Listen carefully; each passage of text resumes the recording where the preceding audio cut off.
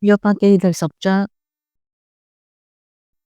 我厭煩我的性命，必由着自己述說我的哀情，因心裏苦惱，我要說話，對神說：不要定我有罪，要指示我，你為何與我爭辯？你手所造的，你又欺壓又藐視，卻光照惡人的計謀，這是你以為美嗎？你的眼豈是肉眼？你查看豈像人查看嗎？你的日子豈像人的日子？你的年歲豈像人的年歲？就追問我的罪孽，尋察我的罪過嗎？其實你知道我沒有罪惡，並沒有能救我脫離你手的。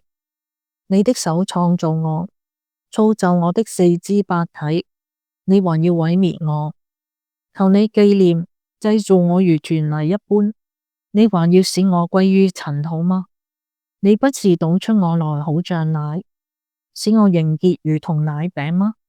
你以皮和肉為衣給我穿上，用骨與筋把我全體聯絡。你將生命和慈愛賜給我，你也眷顧保存我的心靈。然而，你待我的這些事早已藏在你心裏。我知道你久有此意。我若犯罪，你就察看我，並不赦免我的罪孽。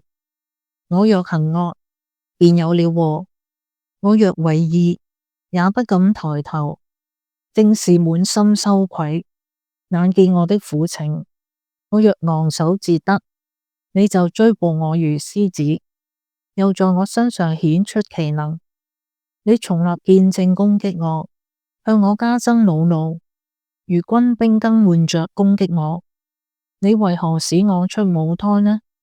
不如我當時氣絕，無人得見我，這樣就如沒有我一般，一出母胎就被送入墳墓。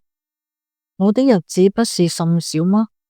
求你停手寬容我，叫我在往而不返之先，就是往黑暗和死蔭之地以先，可以稍得暢快。那地甚是幽暗，是死蔭混沌之地，那裏的光好像幽暗。